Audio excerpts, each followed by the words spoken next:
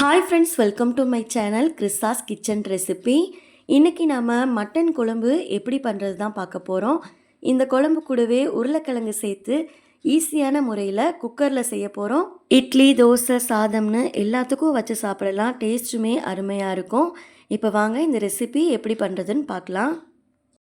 First இந்த recipe பண்ணுறதுக்கு குக்கரை சூடுபடுத்திட்டு அதில் 3 டேபிள் ஸ்பூன் எண்ணெய் சேர்த்துக்கோங்க. எண்ணெய் நல்லா சூடானதுக்கப்புறமா ஒரு சின்ன துண்டு பட்டை, 2 கிராம்பு, அரை டீஸ்பூன் போல் சோம்பு சேர்த்துக்கோங்க. இது நல்லா பொரிஞ்சதுக்கப்புறமா 20 போல் சின்ன வெங்காயம் கூடவே ஒரு பெரிய வெங்காயத்தை பொடியாக சாப் பண்ணிவிட்டு சேர்த்துக்கோங்க. இப்போது வெங்காயம் வதங்கிறதுக்கு ஒரு டீஸ்பூன் போல் உப்பு சேர்த்துட்டு வெங்காயத்தை நல்லா வதக்கி எடுத்துக்கோங்க. சின்ன வெங்காயம் சேர்த்து குழம்பு பண்ணும்போது கறி குழம்பு டேஸ்ட்டு நல்லாயிருக்கும். ஒருவேளை நீங்கள் பெரிய வெங்காயம் யூஸ் பண்ணுற மாதிரி இருந்தது அப்படின்னா 3 பெரிய வெங்காயத்தை கட் பண்ணிவிட்டு சேர்த்துக்கோங்க. இப்போ பாருங்கள், வெங்காயம் நல்ல கலர் மாதிரி பொன்னிறம் வர அளவுக்கு வதங்கி வந்திருக்கு. இந்த அளவுக்கு வெங்காயம் நல்லா வதங்கணும். அடுத்து இதில் பார்த்திங்கன்னா 1 டீஸ்பூன் போல் காஷ்மீரி மிளகாய் தூள் சேர்த்துக்கோங்க. இது ஆப்ஷனல் தான், இந்த குழம்புக்கு நல்ல கலர் கொடுக்கும். இப்போ இதை சேர்த்ததுக்கப்புறமா 1 நிமிஷம் போல் அடுப்பை மிதமான தீயில வச்சுட்டு நல்லா கலந்து விட்டுக்கோங்க. அடுத்து இதில் 2 மீடியம் சைஸ் தக்காளி சேர்த்துக்கோங்க. இப்போது தக்காளி நல்ல குழைவாக வர அளவுக்கு இதை நம்ம வதக்கி எடுத்துக்கலாம். இப்போ பாருங்கள், தக்காளி நல்ல குழைவாக வதங்கி வந்திருக்கு. இந்த அளவுக்கு வதங்கினதுக்கப்புறமா அடுத்து நம்ம மட்டன் சேர்த்துக்கலாம். நான் இன்றைக்கி அரை கிலோ அளவுக்கு மட்டன் எடுத்திருக்கேன். மட்டன் சேர்த்ததுக்கப்புறமா இதை ஒரு டைம் நல்லா கலந்து விட்டுக்கோங்க. இப்போ மட்டனை நம்ம நல்லா கலந்து விட்டாச்சு. அடுத்து 1.5 டேபிள் ஸ்பூன் இஞ்சி பூண்டு பேஸ்ட்டு ஃப்ரெஷ்ஷாக அரைச்சிட்டு சேர்த்துக்கோங்க. நல்ல வாசனையாக இருக்கும். நம்ம எப்போவும் கறி குழம்பு செய்யும்போது இஞ்சி பூண்டு நம்ம அரைச்சிட்டு சேர்த்தோம் அப்படின்னா நல்ல மணமாக இருக்கும். இதை 1 நிமிஷம் போல் அதோட பச்சை வாசனை போகிற அளவுக்கு நல்லா வதக்கி எடுத்துக்கோங்க. இதோட பச்சை வாசனையெல்லாம் போனதுக்கப்புறமா 1/4 டீஸ்பூன் போல் மஞ்சள் தூள் சேர்த்துக்கோங்க. 1 டீஸ்பூன் மிளகாய் தூள் சேர்த்துக்கோங்க. கூடவே 1 டீஸ்பூன் மல்லித்தூள் சேர்த்துக்கோங்க. அடுத்து 1 டீஸ்பூன் மட்டன் மசாலா சேர்த்துக்கோங்க. நீங்கள் வீட்டில் அரைச்ச மசாலா இல்லைனா கடையில் வாங்கின மசாலா எது வேணாலும் யூஸ் பண்ணிக்கலாம். கூடவே உங்களோட சுவைக்கு தகுந்தாப்பில் உப்பு சேர்த்துட்டு இதை நல்லா கலந்து விட்டுக்கோங்க.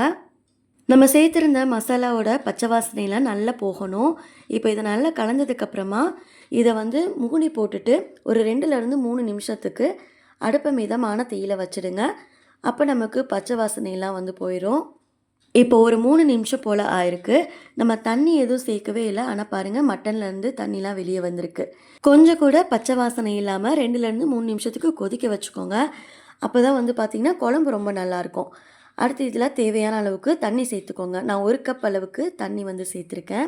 இப்போ தண்ணி சேர்த்ததுக்கப்புறமா இதை நல்லா கலந்து விட்டுட்டு குக்கரை மூடிடலாம்.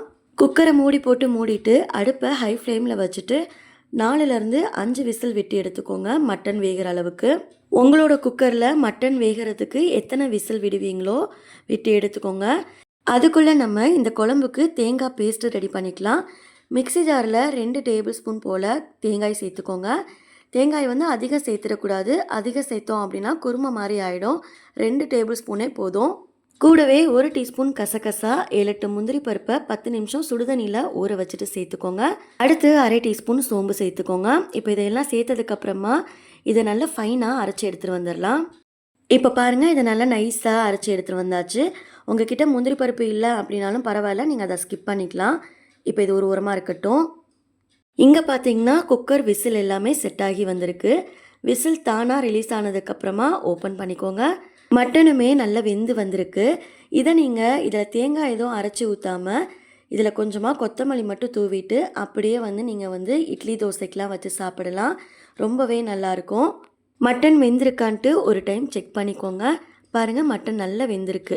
அடுத்து இதில் ஒரு பெரிய சைஸில் உருளைக்கிழங்க இது மாதிரி தோலெல்லாம் சீவிட்டு சின்ன சின்னதாக கட் பண்ணிவிட்டு சேர்த்துக்கோங்க. கூடவே நம்ம தேங்காய் அரைச்சி வச்சுருந்தோம் பாருங்கள், அதையும் சேர்த்துட்டு கொஞ்சமாக இதில் தேவையான அளவு தண்ணி மட்டும் சேர்த்து நல்லா கலந்து விட்டுட்டு குக்கரை மூடி போட்டு மூடி அடுப்பை மிதமான தீயில வச்சுக்கோங்க. லோ ஃப்ளேமுக்கும் மீடியம் ஃப்ளேமுக்கும் நடுவில் வச்சுக்கோங்க. இப்போ விசில் போட்டாச்சு. ஒரு விசில் வரட்டும். ஒரு விசில் வந்ததுக்கப்புறமா விசில் தானாக ரிலீஸ் ஆனதுக்கப்புறமா நம்ம குக்கர் ஓப்பன் பண்ணிக்கலாம். பாருங்கள், மட்டன் குழம்பு எண்ணெய்லாம் பிரிஞ்சு சூப்பராக வந்திருக்கு. கிழங்குமே குழையாமல் வெந்து வந்திருக்கு பாருங்கள். இதில் நீங்கள் உருளைக்கிழங்குக்கு பதிலாக முருங்கைக்காய் கூட சேர்த்து பண்ணலாம். ரொம்பவே நல்லாயிருக்கும். கடைசியாக இதில் கொஞ்சமாக கொத்தமல்லி இலை தூவி விட்டுக்கோங்க. அவ்வளோதான், மட்டன் குழம்பு சூப்பராக தயாராகிடுச்சு. இட்லி, தோசை, சாதம்னு எல்லாத்துக்கும் அட்டகாசமாக இருக்கும். ஒரு டைம் வீட்டில் செஞ்சு பாருங்கள். செஞ்சு பார்த்துட்டு ரெசிபி எப்படி வந்ததுன்னு மறக்காமல் உங்களோட ஃபீட்பேக்கை ஷேர் பண்ணிக்கோங்க. இந்த ரெசிபி உங்களுக்கு பிடிச்சிருந்தது அப்படின்னா லைக் பண்ணிவிட்டு சேனலை சப்ஸ்கிரைப் பண்ணிக்கோங்க. நெக்ஸ்ட் ஒரு ரெசிபி வீடியோவில் பார்க்கலாம். தேங்க்ஸ் ஃபார் வாட்சிங். பபாய்.